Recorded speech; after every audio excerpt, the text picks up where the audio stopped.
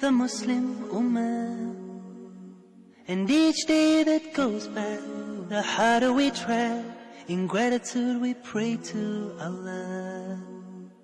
Chosen as part of the best of mankind, we spread the word of Islam.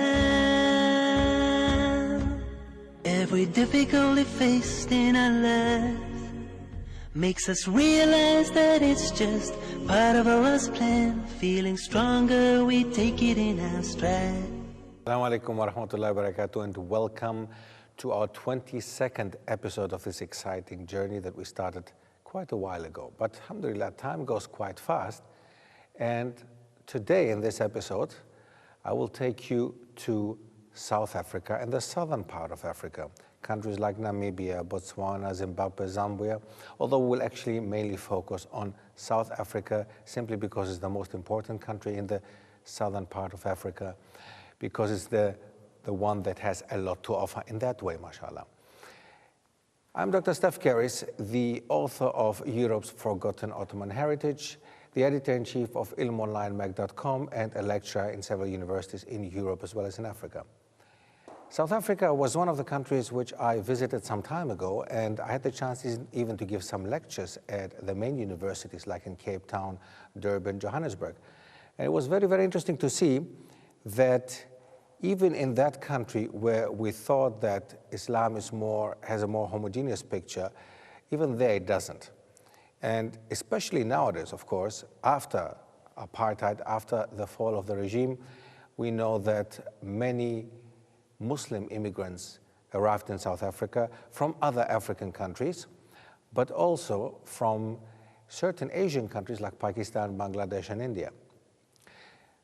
We also realize, or we can see in South Africa, that we have quite a number of converts, of reverts, mashallah, and especially among the black African community in certain parts of South Africa, especially in the bigger cities, in the so-called hometowns. Actually, we can find that quite some of the black African population has accepted Islam, and there is a move towards moving away from the Christian churches and going towards acceptance of Islam, simply because if you look at history and you realize how the structure of South African society was before, especially during the time of apartheid, it was heavily supported by the Dutch Reformed Church and by the Dutch Church.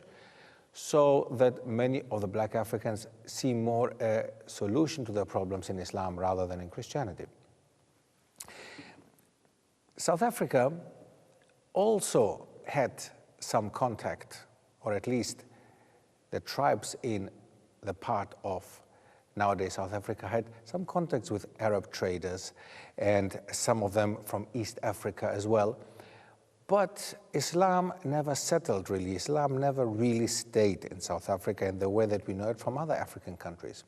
The southern part of Africa, if we look at Namibia, even Zimbabwe, Zambia, there is a very tiny minority of Muslims living there, and most of them are Indian business people or business people from Asia who moved into these countries to do business, basically.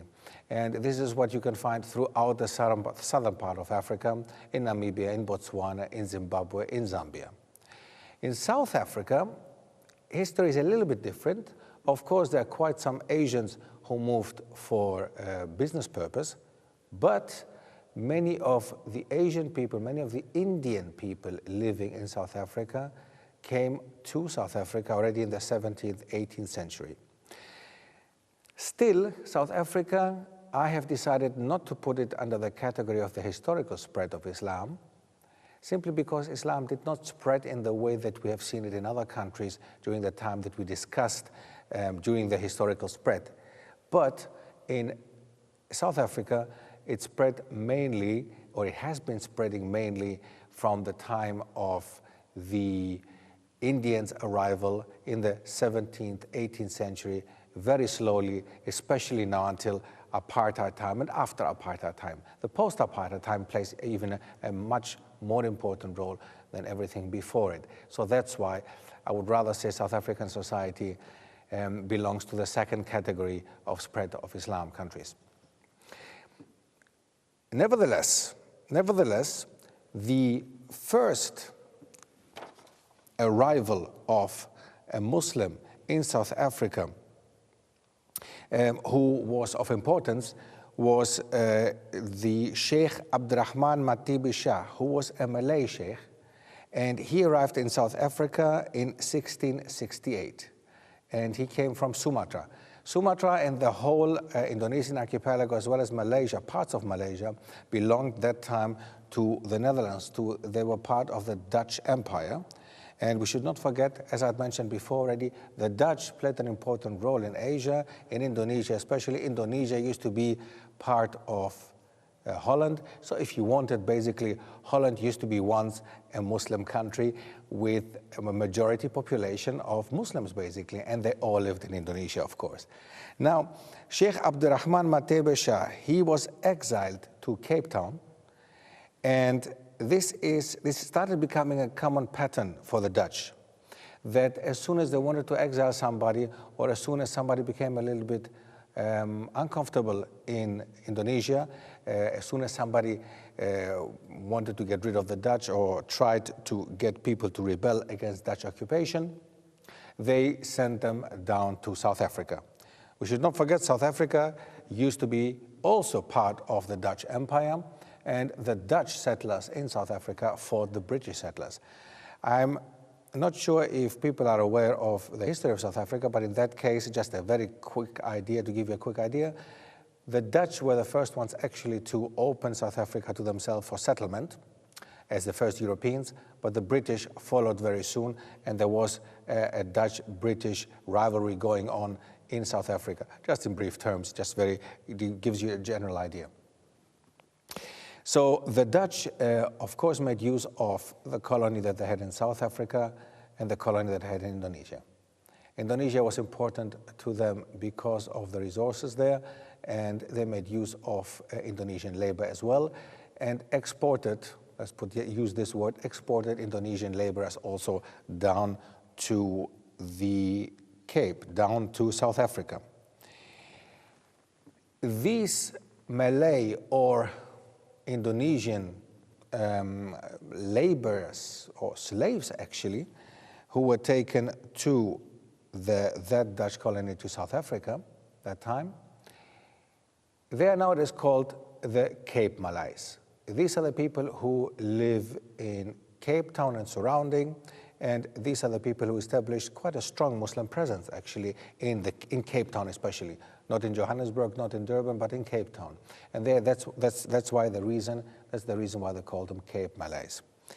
This Malay came, as I said, from the area of Malaysia, Indonesia, which was part of the Dutch Empire. During the late 17th and early 18th century, the Dutch continued to exile Muslim leaders from, as they called it, Batavia, Indonesia, to the Cape, to South Africa, especially Cape Town and that region. They included big figures like the one we mentioned before, but also a certain Sheikh Yusuf of Bantam. The first imam to live in Cape Town was Said Aloki of Mocha in Yemen. Now, interestingly enough, from a totally different part, but he was sentenced to work on Robben Island for 10 years in 1747. Interesting again to know. Again, it is part of the history of the Muslims in South Africa, of course, but all this, of course, was on an individual basis. It was not the same like what we saw in other countries where bigger tribes accepted Islam and more people followed and so on. So as the Dutch used South Africa for the exiled leaders, that's how Islam also spread very, very, very slowly. These people who went down there, the Muslims who were exiled to South Africa, tried their best to give through Islam. They had success actually also, especially between the black African population, simply because, of course, the black Africans saw that Islam was again a solution to their issues that they had at that time. In 1767, Prince Abdullah Qadi Abu Salam was exiled to the Cape. It's important now to mention him simply because he was the one who wrote a copy of the Quran from memory. he remembered, he was Hafiz Quran, and he remembered the Quran by heart, and he wrote a copy which is still existent. You can still see it, is preserved in Cape Town. And I had the chance, alhamdulillah, to see that. It's really amazing. Abdullah assumed leadership of the community in Cape Town and became known as Tuan Guru. In 1799, the growth of the community encouraged Cape Town's Muslims to petition the Dutch East India Company for permission to build a mosque. Already in the 18th century, the end of the 18th century, beginning of 19th century. Now, mosques started being built very soon, so basically towards the beginning of the 19th century, 1800s, masajid, mosques started being built in that part of the world. And the slaves from Asia, the Malay, Cape Malays especially, and some Asians from India and that region of Asia, they started also becoming more organized. In the 1800s, there were two waves of Muslims that immigrated to South Africa from India in the 1800s. Again, a reminder, the Malays, the Indonesian people, Malay people, came from the Dutch colony, that time Indonesia. So the Dutch influenced that wave of people, or Malays, going over to South Africa and influencing the spread of Islam there. And now, in the 1800s, it's the British. And India, as we all know, was the crown colony of Britain. So that's why, in the 1800s, many Indians started moving to South Africa. The first wave began with immigration by indentured laborers from South India in the 1860s. These laborers were brought to South Africa by the British, as we said before. 7 to 10%, the exact number is not known, but let's say maximum 10% of these laborers were Muslim. The rest were Hindus or Sikh. The second wave of immigrants were the merchants or traders that arrived from North India and settled in Natal, the Transvaal, and the Cape. So the second wave of Indians who came later, they were called the passenger Indians. And they settled in Cape Town, the Transvaal, and in Natal. The first masjid in Natal was the Juma Masjid, but was built in Durban in 1884. This very mosque is the largest mosque in the Southern Hemisphere. This is the mosque in Durban. Also, if anybody has a chance to ever go and see Durban or South Africa, please go and visit this mosque. Please go and visit also the headquarters of IPCI, exactly opposite or very close to this masjid, which used to be basically the headquarters of Sheikh Ahmed Didat. And it is very interesting to go and see actually where this person used to have his office, mashallah. Now, for further information, inshallah, and that's enough up to now, after the break, inshallah, we'll go deeper into some more information about Islam in South Africa. Assalamu alaikum. We are the Muslim Ummah, and each day that goes by, the harder we try. In gratitude we pray to Allah. The harder we try, in gratitude we pray to Allah. Assalamu alaikum wa rahmatullah, and welcome back after the break. Now we've seen that South Africa, the Islam in South Africa mainly started with Indonesian or Malay laborers who had slaves basically, or prisoners who were sent from the Dutch Indonesian islands down to South Africa because they were causing trouble for the Dutch. And then in the 1800s, we also saw that the British made use of the facility, basically, of having South Africa to send prisoners or to send criminals. According to them, criminals sent them down. So they did send some Indians down, but not as prisoners. They sent them as laborers. So two waves in the 1800s from India down to South Africa. After apartheid, and that's an important point, as we said, these were smaller steps of Islam and of the Muslims going to South Africa and spreading it. The important one actually that I would like to mention is the one now after 1994, after the opening of South Africa becoming a democracy. A growing number of Muslim migrants from South Asia and North Africa has come into the country. Now, Also, people from certain countries like Algeria, Morocco, Egypt, certain other countries like South Asia, Pakistan, India, but also Southeast Asia.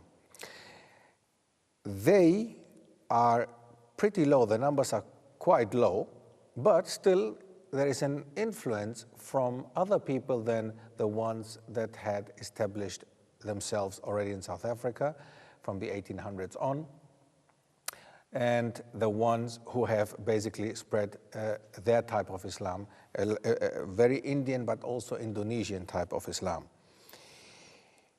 You can find them mainly in the bigger cities, in places like Cape Town, Durban, Johannesburg, Port Elizabeth, East London, Kimberley, Pretoria.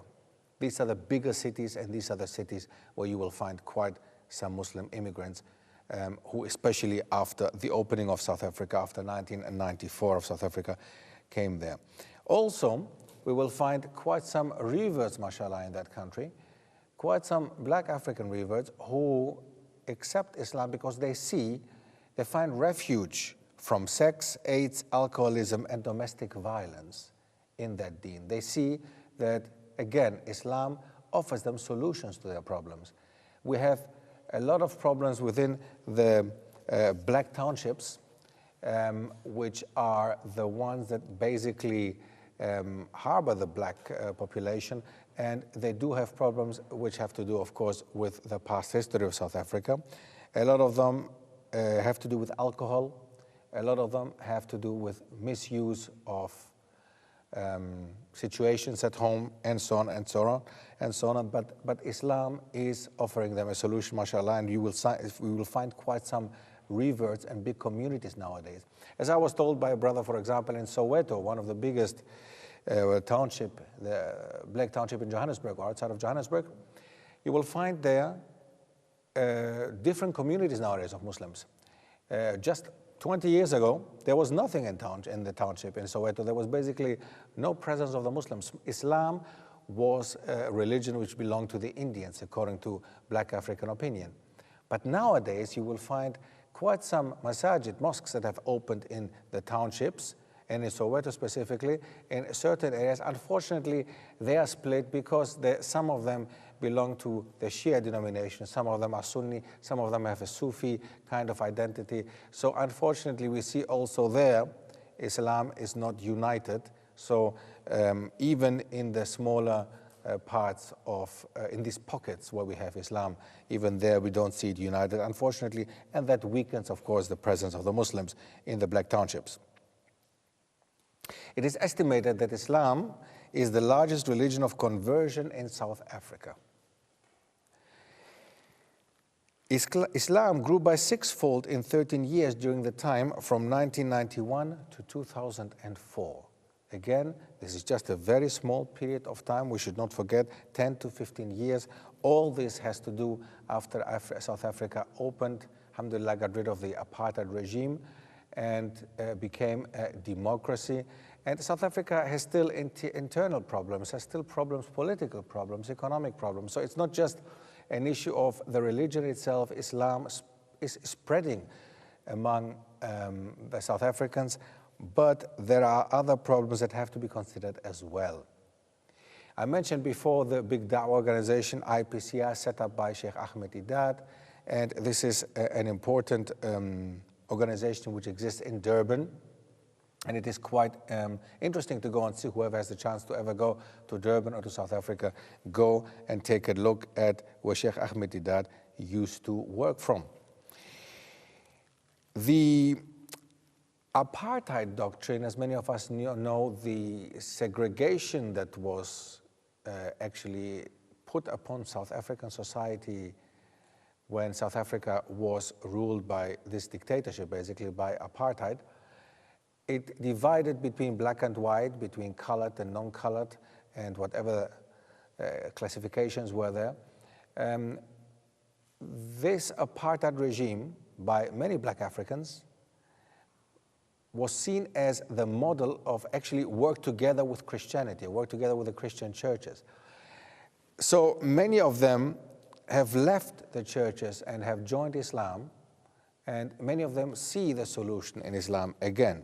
So Also, the branch of Nation of Islam that we mentioned in America, led by Louis Farrakhan, basically, the Nation of Islam is a sect which came up in the 20s in North America, and they have a strong branch in South Africa. Louis Farrakhan himself actually visited South Africa, and he was welcomed by President Nelson Mandela. The South African Muslims, if you have a walk throughout the country, if you just take a look from Durban down to Cape Town, Johannesburg, and all the Pretoria, different cities, you can see that the presence of the Muslims is quite strong. Anywhere throughout the country you will find halal outlets. Anywhere throughout the country you will find Muslims. The Quran is advertised. You will find promotion for accepting Islam. And political parties have also come up. After the apartheid regime, there were two Muslim parties that came up, and unfortunately they didn't get enough votes, so none of them had a lot of success during the time of election. But it's important to mention that they were there, and the one was the African Muslim Party, and the other one was the Islamic Party. They're still around. You can still find Islamic parties around with not so much success, of course, but because we should not forget South Africa is it's not a Muslim country. It does have a big minority of Muslims, and in certain areas, again, the Muslims are the majority, and in the bigger cities there is a big percentage of them. But South Africa is not a Muslim country, although it is very open and very tolerant towards Islam and towards the Muslims. The halal certification of food plays a very important role down there. The whole halal industry is very strong in South Africa. Everywhere you will find halal food, even in the restaurants which are not known to be halal, but they also serve halal meat. They have halal meat over there. Now, South Africa is also known for its diversity in politics, but also in Muslims being throughout the spectrum of any part of society. You will find Muslims anywhere in South Africa, from political parties to restaurant owners, from cricket players to any other kind of sport. And it's amazing to find members of parliament who are Muslims in South Africa, especially nowadays after the apartheid regime fell. Of course, Muslims played an important role. Nelson Mandela was very open towards Islam and had even advisors who were Muslims with him. In sport, for example, the one that I mentioned before, the most prominent South African Muslim is Test cricketer Hashim Amla. And then in rugby, a known figure for whoever knows about rugby, the new talent Ismail Dolly is the one who is a well-known rugby player in the world. So South Africa is known throughout the world and has come up with quite some Muslim prominent figures in politics as well as in sport and throughout the business world. And you cannot imagine South Africa without Muslims in business, in sport, and anywhere throughout the world, throughout society, throughout South African society, mashallah. And this is amazing to see because it's a minority in South Africa, but still, the power is much bigger there than in many other Muslim majority countries even. And the Muslims are doing quite well in that case. Of course, in education, the Muslims have managed to establish their education system. There are madrasas, there are Islamic schools throughout the country.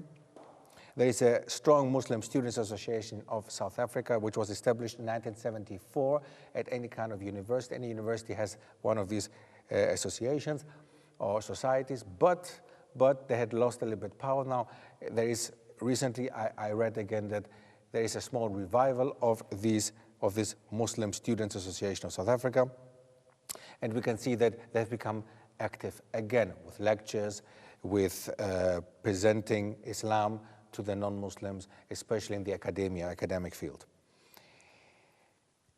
The two main groups, we can clearly say, two main groups of Muslims in South Africa are the Indians and the Malays.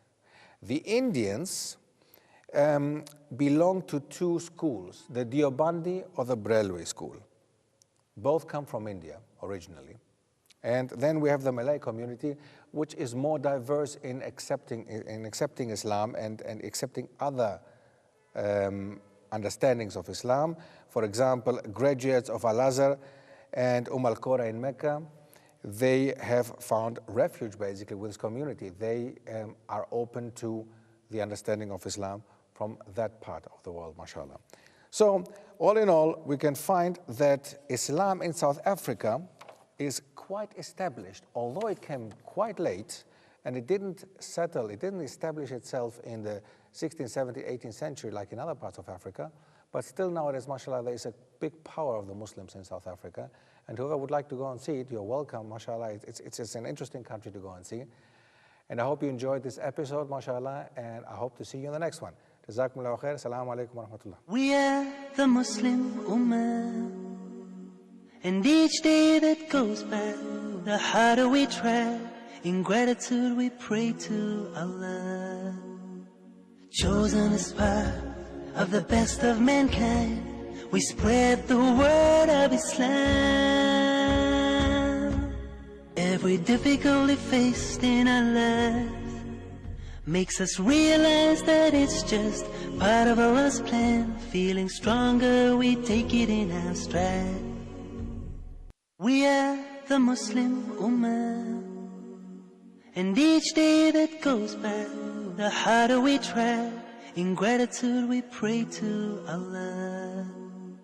Chosen as part of the best of mankind, we spread the word of Islam. Every difficulty faced in our life